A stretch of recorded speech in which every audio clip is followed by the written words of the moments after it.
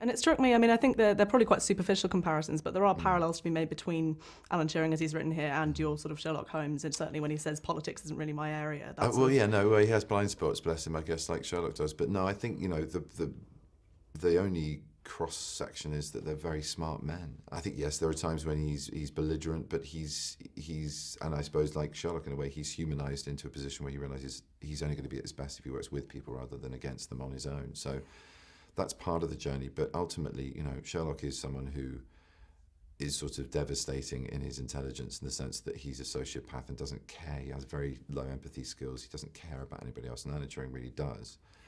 We see a boy falling in love with another boy. We see a man forming an incredibly close relationship with a woman that he cares about and loves deeply, but can't obviously, sexually acknowledge. It's a sort of polite way of putting it, but it's not in his nature. But he's on a different scale altogether, I think, from Sherlock as a character, and obviously he was a real man, and socially, I think somebody who was capable.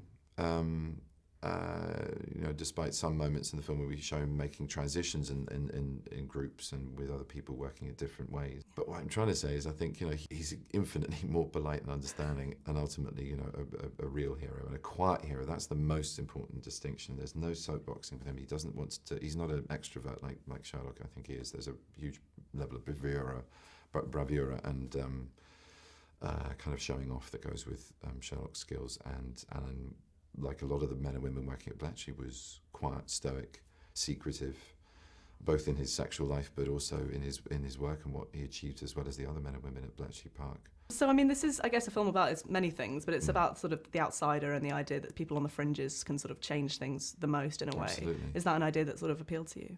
Yeah, I think very much so. I think also, while it celebrates everything about him that is different and that needed to be acknowledged, and hopefully this film will sort of shine light on as well, is it's also a story about someone who was very, I think, conditioned by being a sensitive man in a world. He wasn't devoid, he wasn't sort of extracted on purpose, he wasn't isolated as a genius in an ivory tower. He was very, very in contact with the people and the environment that he worked in, which is borne out in his work, in his physicality, the fact he was an active homosexual man and an incredible athlete. I mean, like a marathon level, a marathon runner, but at Olympic level is what I was trying to say. And,